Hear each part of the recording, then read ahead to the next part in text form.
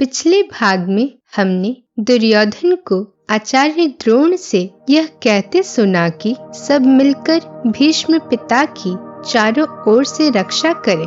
अब आगे इस द्वितीय भाग में हम श्लोक 12 से 47 का श्रवण करेंगे, जिनमें दोनों सेनाओं के गगनभेदी शंखनाद तथा युद्ध भूमि में अर्जुन के विषाद का हृदय स्पर्शी वर्णन प्राप्त होता है।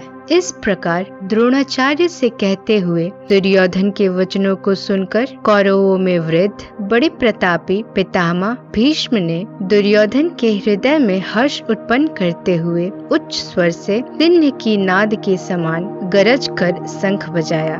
उसके उपरांत शंख और नगारे तथा ढोल, मृदंग और नृसिंह आदि बजे, एक साथ ही बजे। उनका वह सब बड़ा भयंकर हुआ। उसके अनंतर सफेद घोड़ों से युक्त उत्तम रथ में बैठे हुए श्री कृष्ण महाराज और अर्जुन ने भी अलौकिक शंख बजाए। उनमें श्री कृष्ण महाराज ने 5 जन्य नामक शंख और अर्जुन ने देवदत्त नामक शंख बजाया। भयानक कर्म वाले भीमसेन ने पौंड्र नामक शंख बजाया। कुंती पुत्र राजा युधिष्ठिर ने अनंत विजय नामक शंख और नकुल तथा सहदेव ने सुघोष और मणि पुष्पक नाम वाले शंख बजाए। श्रेष्ठ धनुष वाले काशीराज और महारथी शिखंडी और धृष्टद्युम्न तथा राजा विराट और अजय सत्याकी तथा राजा द्रुपद और द्रौपदी के 5 पुत्र और बड़ी भुजा वाले सुभद्रा पुत्र अभिमन्यु, इन सब ने हे राजन अलग अलग शंख बजाए। और उस भयानक शब्द ने आकाश और पृथ्वी को भी शब्दायमान करते हुए धृतराष्ट्र पुत्रों के हृदय विदीर्ण कर दिए। हे राजन, उसके उपरांत कपिध्वज अर्जुन ने खड़े हुए धृतराष्ट्र पुत्रों को देखकर उन पर शस्त्र चलाने की तैयारी के समय धनुष उठाकर ऋषिकेश श्री कृष्ण महाराज से यह वचन कहा, हे अच्युत, मेरे रथ को दोनों सेनाओं के बीच खड़ा कीजिए और जब तक कि मैं युद्ध क्षेत्र में डटे हुए युद्ध के अभिलाषी इन विपक्षी योद्धाओं को भली प्रकार देख लूं कि इस युद्ध रूप व्यापार में मुझे किन किन के साथ युद्ध करना योग्य है, तब तक उसे खड़ा रखिए। दुर्बुद्धि दुर्योधन का युद्ध में हित चाहने वाले जो ये राजा लोग इस सेना में आए हैं, इन युद्ध करने वालों को मैं देखूंगा। संजय बोले, हे धृतराष्ट्र, अर्जुन द्वारा इस प्रकार कहे हुए महाराजा श्री कृष्णचंद्र ने दोनों सेनाओं के बीच में भीष्म और द्रोणाचार्य के सामने तथा संपूर्ण राजाओं के सामने उत्तम रथ को खड़ा करके इस प्रकार कहा, हे पार्थ, युद्ध के लिए जुटे हुए इन कौरवों को देखो। इसके बाद पृथा पुत्र अर्जुन ने उन दोनों ही सेनाओं में स्थित ताऊ, चाचाओं को, दादों, परदादों को, गुरुओं को, मामाओं को, भाइयों को, पुत्रों को, पौत्रों को तथा मित्रों को, ससुरों को और सुहृदों को भी देखा। उन उपस्थित संपूर्ण बंधुओं को देखकर वह कुंती पुत्र अर्जुन अत्यंत करुणा से युक्त होकर शोक करते हुए यह वचन बोले। अर्जुन बोले, हे कृष्ण, युद्ध क्षेत्र में डटे हुए युद्ध के अभिलाषी इस सज्जन समुदाय को देखकर मेरे अंग स्थिर हो रहे हैं और मुख सूखा जा रहा है तथा मेरे शरीर में कंपन एवं रोमांच हो रहा है।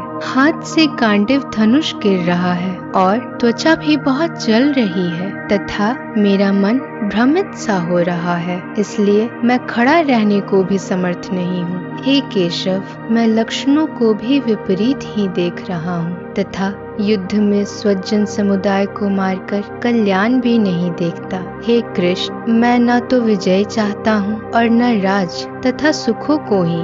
हे गोविंद, हमें ऐसे राज्य से क्या प्रयोजन है अथवा ऐसे भोगों से और जीवन से भी क्या लाभ है। हमें जिनके लिए राज्य, भोग और सुखादि अभीष्ट हैं, वे ही ये सब धन और जीवन की आशा को त्याग कर युद्ध में खड़े हैं। गुरुजन, ताऊ चाचे, लड़के और उसी प्रकार दादे, मामे, ससुर, पौत्र, साले तथा और भी संबंधी लोग हैं। हे मधुसूदन, मुझे मारने पर भी अथवा तीनों लोकों के राज्य के लिए भी मैं इन सबको मारना नहीं चाहता। फिर पृथ्वी के लिए तो कहना ही क्या है। हे जनार्दन, धृतराष्ट्र के पुत्रों को मारकर हमें क्या प्रसन्नता होगी? इन आततातियों को मारकर तो हमें पाप ही लगेगा। अतएव हे माधव, अपने ही बांधव धृतराष्ट्र के पुत्रों को मारने के लिए हम योग्य नहीं हैं, क्योंकि अपने ही कुटुंब को मारकर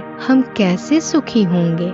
यद्यपि लोभ से भ्रष्ट चित्त हुए ये लोग कुल के नाश से उत्पन्न दोष को और मित्रों से विरोध करने में पाप नहीं देखते, तो भी हे जनार्दन, कुल के नाश से उत्पन्न दोष को जानने वाले हम लोगों को इस पाप से हटने के लिए क्यों नहीं विचार करना चाहिए। कुल के नाश से सनातन कुल धर्म नष्ट हो जाते हैं। धर्म के नाश हो जाने पर संपूर्ण कुल में पाप भी बहुत फैल जाता है। हे कृष्ण, पाप के अधिक बढ़ जाने से कुल की स्त्रियां अत्यंत दूषित हो जाती हैं, और हे वार्ष्ण्य, स्त्रियों के दूषित हो जाने पर वर्ण संकर उत्पन्न होता है। वर्ण संकर कुल घातियों को और कुल को नरक में ले जाने के लिए ही होता है। लुप्त हुए पिंड और जल की क्रिया वाले अर्थात श्रद्धा और तर्पण से वंचित इनके पितर लोग भी अधोगति को प्राप्त होते हैं। इन वर्ण संकर कारक दोषों से कुल घातियों के सनातन कुल धर्म और जाति धर्म नष्ट हो जाते हैं। हे जनार्दन, जिनका कुल धर्म नष्ट हो गया है, ऐसे मनुष्यों का अनिश्चित काल तक नरक में वास होता है, ऐसा हम सुनते आए हैं।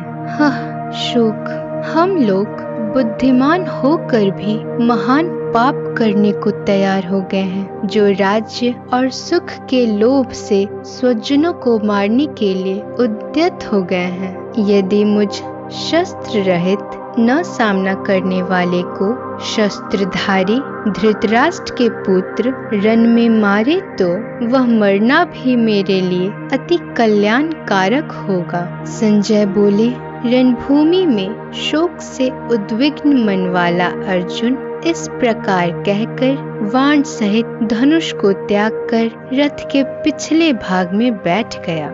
इस आध्यात्मिक यात्रा का यह चरण यही पूर्ण होता है, पर ज्ञान की यह धारा कभी नहीं थमती। हम जल्द ही फिर लौटेंगे, एक नए अध्याय, नई सीख, नई शांति और एक और पवित्र प्रकाश किरण के साथ। ऐसे और भी दिव्य व प्रेरणादायी वीडियो देखने के लिए चैनल को सब्सक्राइब करें और बेल बटन दबाएं। वीडियो को लाइक करें और अपने परिजनों के साथ शेयर करें। जय श्री कृष्ण।